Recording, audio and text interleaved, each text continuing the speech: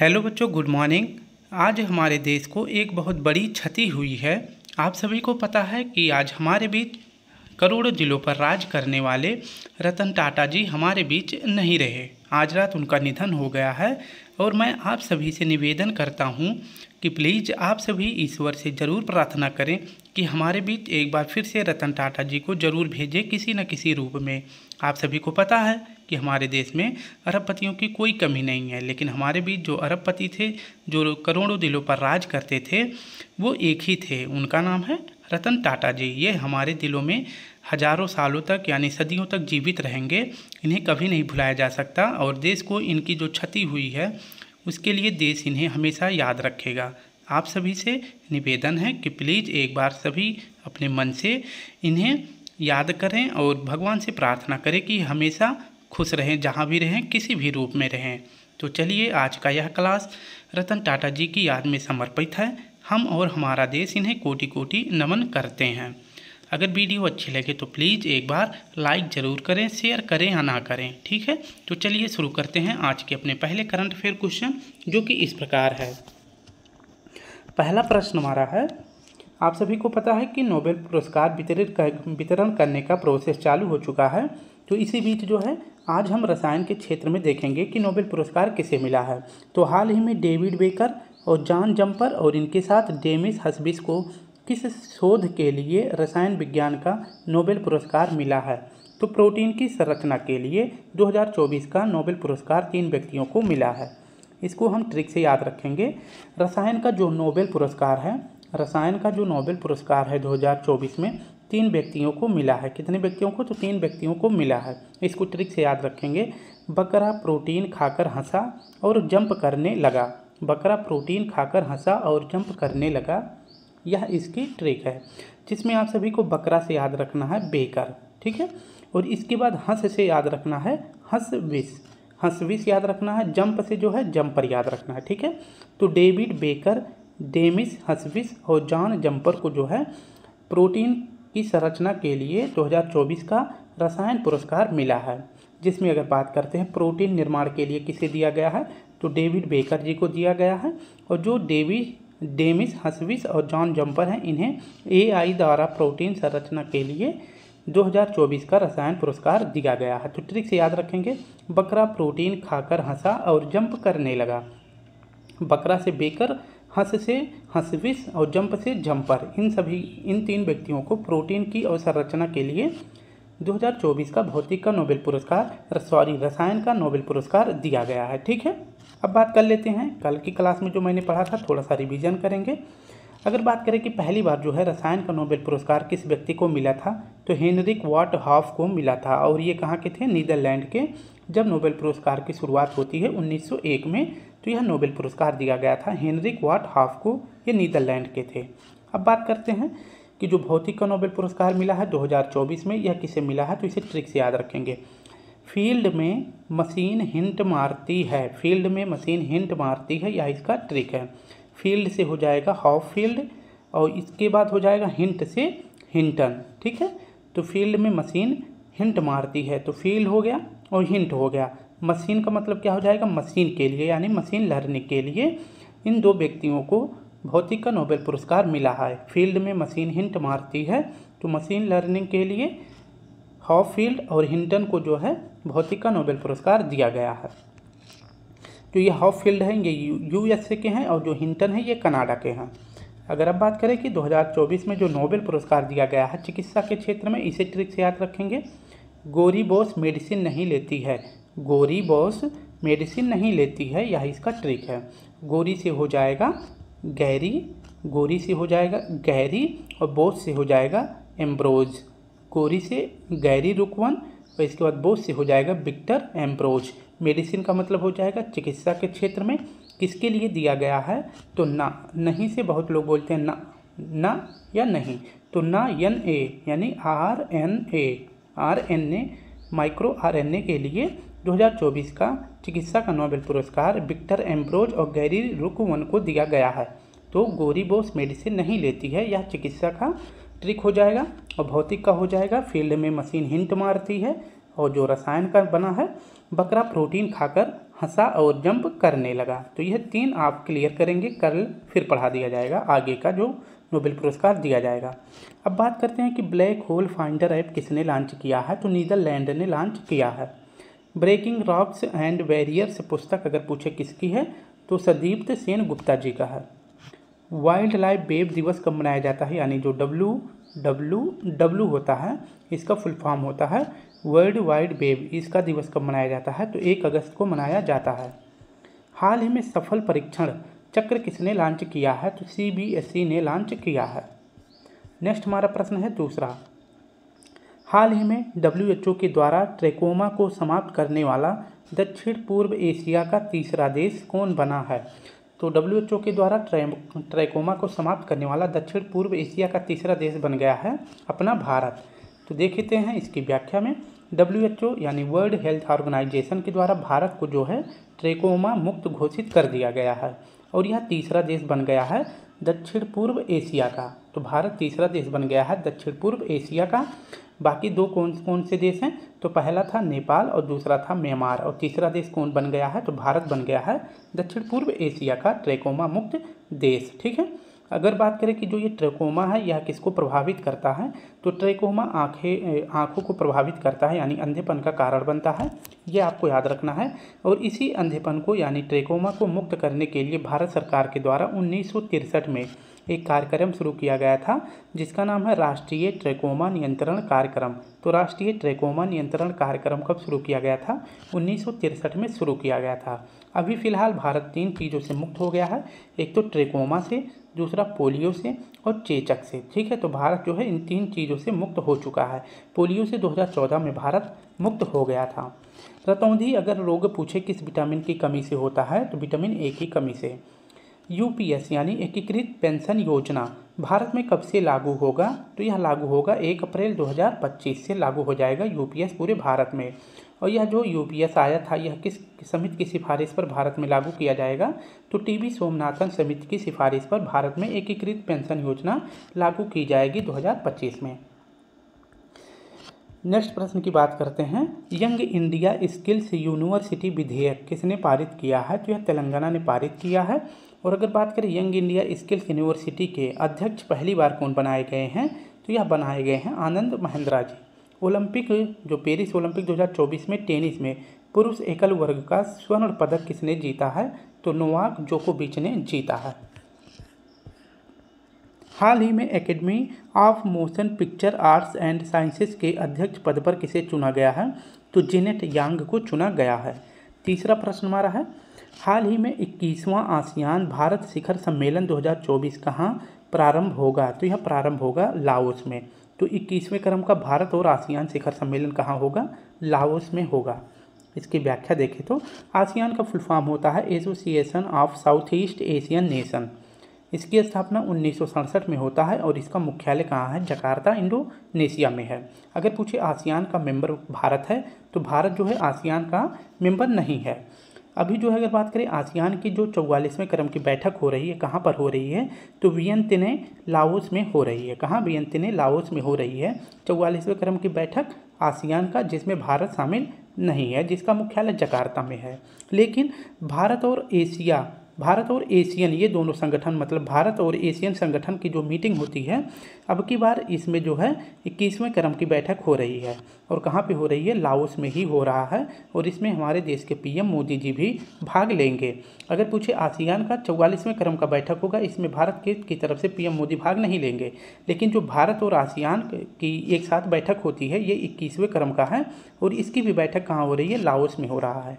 और इसी के साथ साथ एक क्वेश्चन और याद रखेंगे, ईस्ट एशिया समिट इसका जो है 19वां क्रम अगर पूछे कहाँ पे बैठक हो रहा है, तो ये भी लाओस में हो रहा है। और इसमें टोटल कितने देश भाग लेते हैं, तो 18 देश भाग लेते हैं।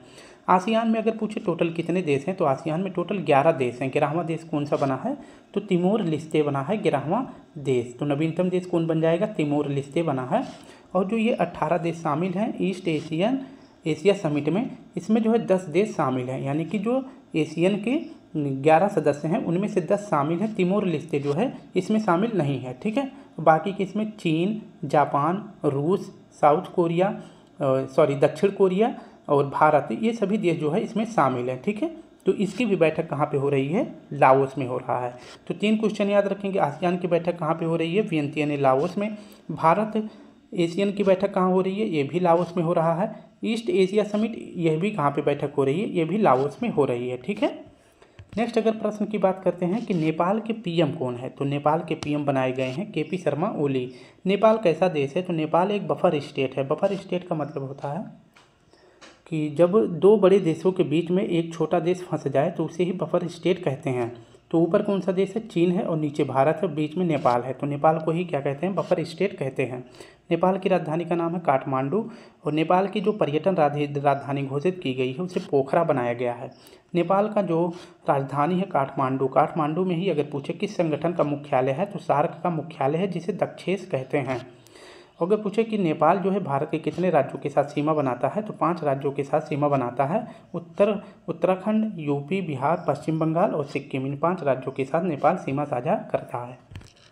हाल ही में दिवंगत नृत्यांगना यामिनी कृष्णमूर्ति का संबंध अगर पूछे किस नृत्य से है, तो भरतनाट्यम और कुचिपुड़ी, ये दोनों की नृत्यांगना है यामिनी कृष्णमूर्ति जी। इनका भी हाल ही में निधन हो गया है, और इनकी पुस्तक का क्या नाम है? ए पैशन ऑफ डांस इनकी पुस्तक का नाम है। हाल ही में राष्ट्रपति द्रौपदी मुर्मू किस देश के सर्वोच्च सम्मान कंपेनियन ऑफ द ऑर्डर से सम्मानित की गई हैं? तो फिजी के सर्वोच्च सम्मान से हमारे देश की राष्ट्रपति द्रौपदी मुर्मू जी सम्मानित की गई हैं। नेक्स्ट अगर प्रश्न की बात करते हैं, हाल ही में मेगा सैटेलाइट तारामंडल 660 किसने लॉन्च किया है? तो G60 किसने लॉन्च किया है, जो कि एक मेगा सैटेलाइट तारामंडल है। तो यह लॉन्च किया है चीन ने। चौथा प्रश्न हमारा है, हाल ही में एशिया की सबसे बड़ी और दुनिया की सबसे ऊंची इमेजिंग चेरेनकोव वेधशाला MAC का उद्घाटन कहाँ हुआ है? तो दुनिया की सबसे ऊंची इमेजिंग चेरेनकोव वेधशाला, जिसका नाम है MACE, का उद्घाटन कहाँ किया गया है? तो यह किया गया है लद्दाख में। ऑप्शन सी हमारा सही हो जाएगा। इसकी अगर व्याख्या देखें तो MACE इसका फुल फॉर्म होता है मेजर एटमॉस्फेरिक चेरेनकोव एक्सपेरिमेंट, इसका फुल फॉर्म होता है। इसका शुभारंभ अगर पूछे किसने किया है, तो इसका शुभारंभ किए हैं AK मोहंती जी ने। ये कौन है? तो ये परमाणु ऊर्जा आयोग के अध्यक्ष हैं। और इसका उद्घाटन पूछे कहाँ किया गया है, तो हेनले लद्दाख में इसका उद्घाटन किया गया है। और यह जो है एशिया महाद्वीप का सबसे बड़ा इमेजिंग टेलीस्कोप है, यानी फ़ोटो खींचने वाला इमेजिंग टेलीस्कोप है, ये आपको याद रखना है। और अगर पूछे कितनी ऊंचाई पर स्थापित किया गया है, तो 4300 मीटर की ऊंचाई पर स्थापित किया गया है। और ये जो टेलीस्कोप है इसका व्यास पूछे कितना है, तो 21 मीटर का इसका व्यास है। और इससे जो है क्या किया जाएगा, तो इसका उद्देश्य क्या है, तो इसका उद्देश्य कॉस्मिक रेज और गामा रेज का अध्ययन करना, यानी ब्रह्मांड का नॉलेज करना इसका उद्देश्य रहने वाला है। तो एशिया महाद्वीप का सबसे बड़ा इमेजिंग टेलीस्कोप अगर पूछे कहाँ पर स्थापित किया गया है, तो यह स्थापित किया गया है हेनले लद्दाख में। ठीक है, तो ये आपको याद रखना है। नेक्स्ट अगर प्रश्न की बात करते हैं, हाल ही में बिम्स्टेक व्यापार शिखर सम्मेलन का पहला संस्करण कहाँ आयोजित हुआ है, तो इंडिया में हुआ है। हाल ही में विज्ञान रत्न पुरस्कार के लिए किसे चुना गया है, तो गोविंद राजन जी को चुना गया है। हाल ही में भारतीय सेना ने पर्वत प्रहार अभ्यास कहाँ प्रारंभ किया है, तो यह लद्दाख में आयोजित किया है। हाल ही में दिवंगत हुए बुद्धदेव भट्टाचार्य किस राज्य के पूर्व मुख्यमंत्री थे, तो पश्चिम बंगाल के थे। पांचवा प्रश्न हमारा है, हाल ही में विश्व डाक दिवस 2024 कब मनाया गया है, तो यह मनाया गया है 10 अक्टूबर है, 9 अक्टूबर है। ठीक है, तो कब मनाया गया है, तो 9 अक्टूबर को मनाया गया है। ठीक है, कब, तो 9 अक्टूबर को मनाया गया है। इसकी व्याख्या अगर देखें तो विश्व डाक दिवस अगर पूछे कब मनाया गया है, तो 9 अक्टूबर को मनाया गया है। जो विश्व में या फिर पूरे विश्व में अगर पूछे जो डाक को कंट्रोल करता है उस संस्था का क्या नाम है, तो उसका नाम है UPU है, जिसे कहते हैं यूनिवर्सल पोस्टल यूनियन कहते हैं, जो पूरे विश्व का डाक टिकट मतलब डाक जो है कंट्रोल करता है। और इसका मुख्यालय पूछे कहाँ पे है, तो इसका मुख्यालय है बर्न, स्विट्जरलैंड में इसका मुख्यालय है। इसकी स्थापना कब करी जाती है, तो 1874 में करा जाता है। और 2024 में इसकी 150वीं वर्षगांठ मनाई जा रही है। किस तारीख को, तो 9 अक्टूबर को मनाया जा रहा है, ये आपको याद रखना है। वहीं अगर बात करते हैं कि राष्ट्रीय डाक सप्ताह कब मनाया जाता है, तो राष्ट्रीय डाक सप्ताह मनाया जाता है 9 अक्टूबर से लेकर 15 अक्टूबर के बीच तक। नेक्स्ट हमारा प्रश्न है, भारत का पहला पोस्ट ऑफिस अगर पूछे कब खोला गया था, तो 1774 में खोला गया था कोलकाता में। और किसने खोला था? तो वॉरेन हेस्टिंग ने खोला था। अभी देखते हैं DRDO के द्वारा कुछ महत्वपूर्ण चीज़ें जो है लॉन्च की गई हैं, जिनका नाम कुछ इस तरह से है। जैसे गौरव क्या है? तो एक ग्लाइड बम है। जोरावर क्या है? हल्का टैंक है जिससे पहाड़ों पर आसानी से चढ़ा जा सके। समर क्या है? समर हमारा एयर डिफेंस सिस्टम है, यानी वायु रक्षा प्रणाली है। इसमें अगर पूछे कौन सी मिसाइल का प्रयोग किया जाएगा, तो आकाश मिसाइल का प्रयोग किया जाएगा। किस मिसाइल का? तो आकाश मिसाइल का प्रयोग किया जाएगा। इस आकाश मिसाइल की खासियत क्या है? तो यह सरफेस टू एयर जो है अटैक करने में सक्षम है। अभेद क्या है? अभेद एक बुलेट प्रूफ जैकेट है। तो ये चारों चीज़ें किसके द्वारा बनाई गई हैं? DRDO के द्वारा। पेरिस ओलंपिक 2024 की पदक तालिका में भारत को कौन सा स्थान मिला है? तो 71वां स्थान मिला है, जिसमें भारत ने 0 गोल्ड, 1 सिल्वर और 5 ब्रॉन्ज मेडल जीते हैं। जो ये सिल्वर जीता गया था, आप सभी को बताना है किसके द्वारा जीता गया था? तो नीरज चोपड़ा जी के द्वारा जीता गया था। हाल में भारत का पहला मीथेन खाने वाला बैक्टीरिया मिथेनोस्ट्रोप्स कहाँ खोजा गया है? तो यह महाराष्ट्र में खोजा गया है। राष्ट्रीय संस्थागत रैंकिंग फ्रेमवर्क 2024 की समग्र श्रेणी में शीर्ष स्थान किसको मिला है? तो IIT मद्रास को मिला है। छठा प्रश्न हमारा है, हाल ही में केंद्र सरकार ने राष्ट्रीय समुद्री विरासत परिसर कहाँ स्थापित करने की मंजूरी दी है? तो इसका सही जवाब हो जाएगा उड़ीसा में। ऑप्शन सी हमारा सही हो जाएगा।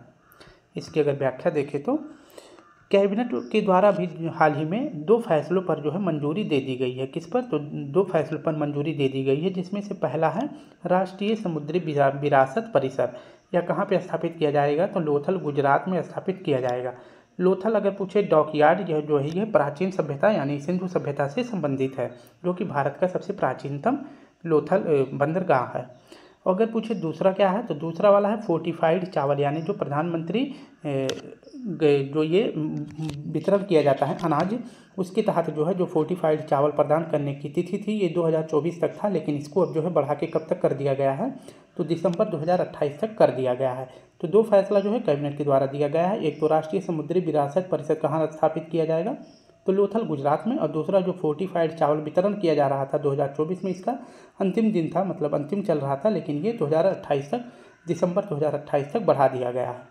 अगर बात करते हैं जो ये कैबिनेट शब्द है, कैबिनेट शब्द हमारे मूल संविधान में इसका वर्णन अगर पूछे था या नहीं था, तो नहीं था। इसे जो है जोड़ा गया है संविधान में 44वां संविधान संशोधन यानी 44 कॉन्स्टिट्यूशन अमेंडमेंट के द्वारा 1978 में जोड़ा गया था, जिसमें यह बात कही गई थी कि कैबिनेट के द्वारा ही जो अनुच्छेद 352 के तहत जो है देश में राष्ट्रीय आपातकाल लगाई जाएगी, वह जो है अब किसके मंजूरी पर लगाई जाएगी? तो कैबिनेट के द्वारा जो है लिखित मंजूरी लेने के बाद ही राष्ट्रपति जो है प्रधानमंत्री के साथ जो है मिलकर राष्ट्रीय आपात लगा सकते हैं। क्योंकि आप सभी को पता है कि 1975 में जो राष्ट्रीय आपातकाल लगाया गया था उसमें कैबिनेट शब्द नहीं था, ना तो कैबिनेट की कोई मंजूरी ले ली गई थी, कोई इस तरह का कोई प्रावधान हमारे देश में नहीं था।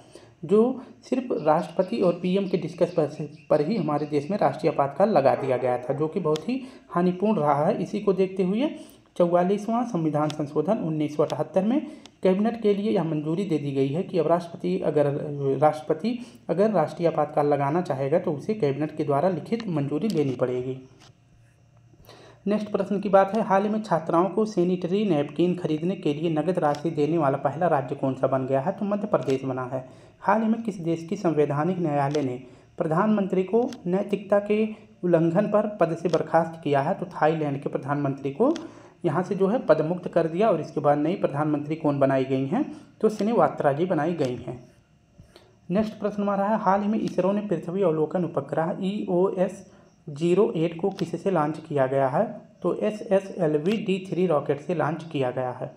और इसी के साथ साथ जो है इसी उपग्रह से एक और रॉकेट लॉन्च किया गया था जिसे कहते हैं PEOM, ठीक है। तो ये भी ग्रह जो है, ये भी उपग्रह, ये दोनों उपग्रह जो है किस रॉकेट से अगर पूछे लॉन्च किया गया था, तो SSLV-D3 से लॉन्च किया गया था। 7वां प्रश्न हमारा है, बहुत ही महत्वपूर्ण है और आप सभी को इकोनॉमिक के लिए भी इसमें महत्वपूर्ण जानकारी है। हाल ही में RBI की मौद्रिक नीति समिति ने रिपोर्ट दर अगर पूछे कि रेपो रेट दर है, रेपो रेट दर अगर पूछे कितनी तय की है, तो RBI के द्वारा जो मौद्रिक नीति समिति है उसके द्वारा रेपो रेट दर कितनी निर्धारित की गई है? तो 6.50 निर्धारित की गई है। इसकी अगर व्याख्या देखें तो MPC इसे जो है क्या कहते हैं, मॉनेटरी पॉलिसी कमेटी कहते हैं अंग्रेजी में, हिंदी में कहते हैं मौद्रिक नीति समिति। अगर पूछे इसकी स्थापना जो है किस कमेटी की सिफारिश पर करी जाती है, तो उर्जित पटेल कमेटी की सिफारिश पर करी जाती है 2016 में। उर्जित पटेल जो कि 2016 में भारत के गवर्नर जनरल भी रहे थे, तो इन्हीं की याद में जो है, मतलब इन्हीं के द्वारा जो है मौद्रिक नीति समिति लागू की गई थी। और इसमें कहा गया था कि जो भारत में महंगाई दर है उसको 4+-2% के बीच में रखना है, यानी कि महंगाई को 4+-2 के बीच में रखना है। यानी कि अगर जो है महंगाई जो है कितनी चली जाएगी, महंगाई जो है 6% तक जाएगी, इससे ज़्यादा नहीं जाएगी। कितनी, इससे ज़्यादा नहीं जाएगी। यानी कि 4 में अगर 2 जोड़ देंगे तो 6 हो जाएगा, लेकिन अगर 4 में से -2 कर देंगे तो कितना हो जाएगा, तो 2 हो जाएगा। ठीक है, तो जो है महंगाई 2 से 6% के बीच में ही रहेगी। ठीक है, तो जिसमें अगर पूछे कि जो MPC है इसमें टोटल कितने सदस्य होते हैं, तो इसमें 6 सदस्य होते हैं। 3 सदस्य जो है केंद्र सरकार नियुक्त करता है और 3 सदस्य जो है RBI के द्वारा नियुक्त किया जाता है। और जो ये MPC होता है यानी मौद्रिक नीति समिति होता है, इसका अध्यक्ष कौन बनाया जाता है, तो RBI के गवर्नर बनाए जाते हैं, जो कि वर्तमान में शक्तिकांत दास जी हैं। कौन है, तो शक्तिकांत दास जी हैं RBI के अध्यक्ष। और इसके द्वारा जो है MPC के द्वारा रेपो रेट कितना तय किया गया है, तो रेपो रेट हर 2 महीने में एक बार प्रस्तुत किया जाता है, यानी कि एक साल में 6 बार जो है रेपो रेट तय की जाती है। और इस बार कितनी तय की गई है, तो 6.50% रेपो रेट निर्धारित की गई है RBI के द्वारा। ठीक है, नेक्स्ट अगर प्रश्न की बात करते हैं, हाल ही में अमृत ज्ञान कोष और संकाय विकास पोर्टल का संबंध किससे है, तो ये दोनों पोर्टल अभी लॉन्च किए गए हैं। किस योजना के तहत, तो मिशन कर्मयोगी के तहत लॉन्च किया गया है। हाल ही में प्रारंभ सॉफ्टवेयर भविष्य का संबंध किससे है, तो पेंशन से है। जो भी पेंशन भोगी हैं उनको आसानी से बैंक से पैसे मिल जाए या फिर उनकी पेंशन में किस प्रकार की कोई वृद्धि हुई है, तो वो सभी जानकारी जो है उन्हें भविष्य पोर्टल पर मिल जाएगा। नेक्स्ट प्रश्न हमारा है, हाल ही में लोक लेखा समिति का अध्यक्ष किसे नियुक्त किया गया है, तो KC वेणुगोपाल जी को नियुक्त किया गया है। हाल ही में रक्षा मंत्री राजनाथ सिंह किसके सम्मान में शताब्दी स्मारक सिक्का जारी किया है, तो S करुणानिधि जी की याद में जो है शताब्दी स्मारक सिक्का जारी किया गया है। और ये कहाँ के CM थे, तो ये पूर्व तमिलनाडु के CM भी रह चुके हैं 5 बार। 8वां प्रश्न हमारा है, हाल ही में चर्चा में रही हमसफ़र नीति का संबंध किससे है, तो हमसफ़र यानी कि सफ़र के समय शुरू किया जाएगा, तो यह किससे संबंधित हो जाएगा, तो राष्ट्रीय राजमार्ग से संबंधित है। इसकी व्याख्या देखें तो हमसफ़र नीति अगर पूछे किसने शुरू किया है, तो नितिन गडकरी जी ने शुरू किया है, जो कि राष्ट्रीय राजमार्ग मंत्रालय के मंत्री हैं। इसका संबंध अगर पूछे किससे है, तो हमसफ़र का संबंध हो जाएगा राष्ट्रीय राजमार्ग से संबंधित है। और इसका उद्देश्य क्या है, जो भी व्यक्ति या जो भी यात्राएं हों वो सुगम, सुरक्षित और सुखद बन सकें, इसके लिए जो है हमसफ़र नीति जो है शुरू किया गया है नितिन गडकरी जी के द्वारा। ठीक है, और अभी इसी के तहत जो है एक ऐप लॉन्च किया गया है जिसका नाम है राजमार्ग यात्रा ऐप भी लॉन्च किया गया है। इस ऐप का उद्देश्य क्या है लॉन्च करने का, तो जो भी व्यक्ति या फिर अगर किसी बस से यात्रा करते हैं, मान लीजिए बस में फ्यूल खत्म हो गया यानी तेल खत्म हो गया है, तो इस ऐप के माध्यम से वो नियर देख सकते हैं कि उनके पास कौन सी पेट्रोल टंकी है। या फिर किसी व्यक्ति को अगर भूख लग गया है तो भी देख सकता है इस ऐप के माध्यम से कि भोजनालय किस जगह पे है, कितनी दूर है। और किसी की अगर तबीयत ख़राब है तो ट्रामा सेंटर भी देख सकता है, यानी हॉस्पिटल देख सकता है कितनी दूरी पर है। और किसी को पैसे की ज़रूरत है तो ATM भी दिखा देगा कि कितनी दूर है या कितनी पास है। ठीक है, तो ये जो है हमसफ़र नीति के साथ साथ राजमार्ग यात्रा ऐप भी लॉन्च किया गया है। नेक्स्ट अगर प्रश्न की बात करते हैं कि महिला दिवस कब मनाया जाता है, तो 8 मार्च को मनाया जाता है। पुरुष दिवस कब मनाया जाता है, तो 19 नवंबर को मनाया जाता है। हाल ही में 8वें फीफा अंडर-17 महिला विश्व कप के लिए सहायक रेफरी नियुक्त होने वाली रियोह लांग का संबंध किस राज्य से है, तो ये मेघालय से संबंधित है। 9वां महिला T20 विश्व कप 2024 का आयोजन कहाँ पे होगा, तो यह UAE में खेला जा रहा है। भारत का पहला संविधान संग्रहालय कहाँ पे स्थापित होगा, तो हरियाणा में स्थापित होगा। और हरियाणा में अगर पूछे लोकसभा की राज्यसभा की कुल कितनी सीटें हैं, यहाँ पे अगर पूछे विधानसभा की टोटल कितनी सीटें हैं, तो 90 सीटें हैं, जिसमें से 48 सीटें अभी किसने जीती हैं, बीजेपी ने जीती है। तो हरियाणा में नया सरकार किसका बन गया है, तो बीजेपी का बन गया है। हाल में भारतीय नौसेना में शामिल दूसरा सबसे बड़ा स्वदेशी सर्वे पोत कौन सा है, तो दूसरा सबसे बड़ा स्वदेशी सर्वे पोत कौन सा है, तो INS है। INS निर्देशक है। इसकी व्याख्या अगर देखें तो सर्वे पोत अगर पूछे कि भारत में पहला वाला कौन सा था तो INS यानी इंडियन नेवल शिप संधायक था। दूसरा वाला कौन है तो INS निर्देशक है। और यह जो दूसरा वाला है यह सबसे बड़ा स्वदेशी पोत है जो यानी कि जो यह भारत के द्वारा निर्मित किया गया है, जो कि भी हाल ही में भारतीय नौसेना में शामिल कर दिया गया है। तो दोनों याद रखेंगे, पहला वाला है INS संधायक और दूसरा है INS निर्देशक। तो ये INS निर्देशक है, इसका निर्माण जो है अगर पूछे किसके द्वारा किया गया है तो गार्डन रिच शिप बिल्डर्स जो कि कोलकाता में है, इसके द्वारा यह निर्मित किया गया है। नेक्स्ट अगर प्रश्न की बात करते हैं, पहला दक्षिण भारतीय आदिवासी केंद्र जिसका नाम है कानू का शुभारंभ किस राज्य में किया गया है। तो दक्षिण भारत का पहला आदिवासी केंद्र है कानू और इसका शुभारंभ अगर पूछे किस राज्य में किया गया है तो कर्नाटक में किया गया है। किसके लिए, ताकि आदिवासी की पढ़ाई शिक्षा दीक्षा अच्छे से तरह से हो सके।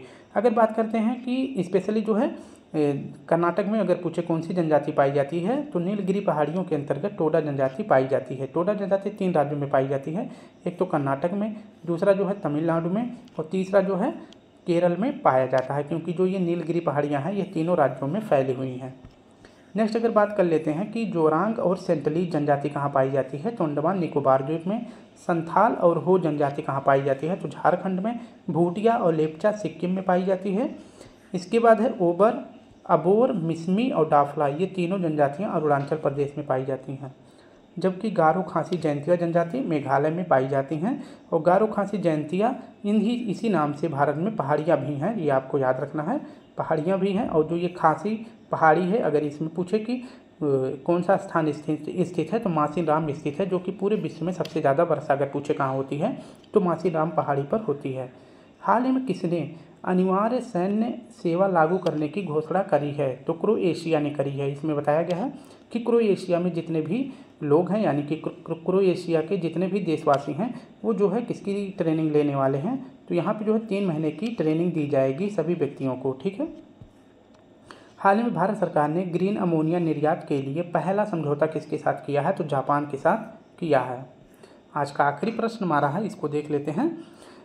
हाल ही में पृथ्वी के वायुमंडल में पुनः प्रवेश करने वाला रिकॉर्ड 108 उपग्रहों को प्रक्षेपित करने वाला रॉकेट कौन सा है तो यह है PSLV C-37 है। PSLV 37 है। इसकी व्याख्या देखें, जब यह लॉन्च किया गया था 104 उपग्रहों के साथ किस रॉकेट से तो PSLV 37 जब यह लॉन्च किया गया था, कब लॉन्च किया गया था तो 2017 में। अगर तारीख पूछे तो 15 फरवरी को लॉन्च किया गया था। जब यह लॉन्च किया गया था तो उस समय में पूरे विश्व में सबसे ज़्यादा उपलब्धता मिली थी, क्योंकि एक साथ भारत ने 104 उपग्रहों को लॉन्च कर दिया था। अभी जो है यह रिकॉर्ड तोड़ दिया गया है, किसके द्वारा, एलन मस्क के द्वारा तोड़ दिया गया है, जो कि इनकी कंपनी का क्या नाम है, इनकी कंपनी का नाम है स्पेस एक्स, इनकी कंपनी का नाम है। तो इसके द्वारा जो है यह रिकॉर्ड तोड़ दिया गया है। लेकिन जब लॉन्च किया गया था 2017 में तो इसके साथ जो है 104 उपग्रहों को लॉन्च किया गया था। अभी हाल ही में ये जो उपग्रह लॉन्च किए गए थे इन्हें जो है पुनः वायुमंडल में प्रवेश करा लिया गया है, ताकि जो है अंतरिक्ष में कचरा ना हो, इसके लिए इन्हें फिर से दोबारा जो है कहाँ पे वायुमंडल में बुला लिया गया है, यानी कि वापस करा लिया गया है 8 अक्टूबर को, यानी परसों की रात को यह वापस आ गए हैं। तो ये आपको याद रख लेना है, ठीक है। और ये क्वेश्चन जो है पूछा भी गया था कि PSLV 37 के द्वारा जो है कितने उपग्रहों को लॉन्च किया गया था तो 104 को किया गया था। ये क्वेश्चन पूछा गया था। और कब लॉन्च किया गया था तो 15 फरवरी 2017 को। वहीं बात करते हैं कि 23 अगस्त को राष्ट्रीय अंतरिक्ष दिवस मनाया जाता है। तो पहली बार 2024 में अगर पूछे राष्ट्रीय अंतरिक्ष दिवस कब मनाया गया है तो 23 अगस्त को मनाया गया है। NCERT की स्थापना कब होती है तो 1961 में होता है। कब, 1961 में होता है। हाल में भगवान हनुमान के 90 फीट ऊंची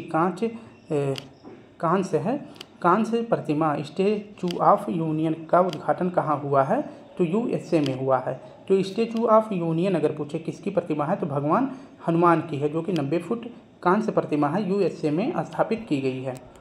हाल ही में भारत सरकार ने किसे भीष्म क्यूब्स मोबाइल अस्पताल उपहार में दिया है, यानी कि किसी भी आपातकाल स्थिति में छोटा सा यह हॉस्पिटल होता है, यानी पोर्टेबल हॉस्पिटल होता है, इसको किसी भी स्थिति में यूज किया जा सकता है। भारत सरकार ने इसे भी यूक्रेन को गिफ्ट किया है, क्योंकि PM मोदी जी यहाँ पर गए थे। हाल ही में नीरज चोपड़ा ने लुसाने डायमंड लीग में कौन सा पदक जीता है तो सिल्वर पदक जीता है। हाल ही में नेगोशिएबल इंस्ट्रूमेंट एक्ट के मामलों को संभालने के लिए देश का पहला डिजिटल कोर्ट कहाँ प्रारंभ किया गया है, यानी जो चोरी हो या फिर किसी के साथ छेड़छाड़ी हो, इस तरह के कोर्ट जो है केस अब डिजिटल सॉल्व कर दिया जाएगा। और इस तरह का पहला डिजिटल कोर्ट कहाँ पे स्थापित किया गया है, तो यह स्थापित किया गया है केरल में। तो स्टूडेंट, इस प्रकार से हमने अपने पूरी प्रश्नों को पूरी व्याख्या के साथ सॉल्व किया है। तो आज वीडियो जो है 5 मिनट की ज़्यादा हो गई है। वीडियो अच्छी लगी हो तो लाइक करें ज़रूर, शेयर करें या ना करें। तो एक बार फिर से हम सभी हमारे देश के महान रत्न टाटा जी को नमन करते हैं। ठीक है, तो अपना ध्यान रखें, पढ़ाई करते रहें। कल फिर मिलते हैं, तब तक के लिए आप सभी को प्यारा सा जय हिंद, जय भारत।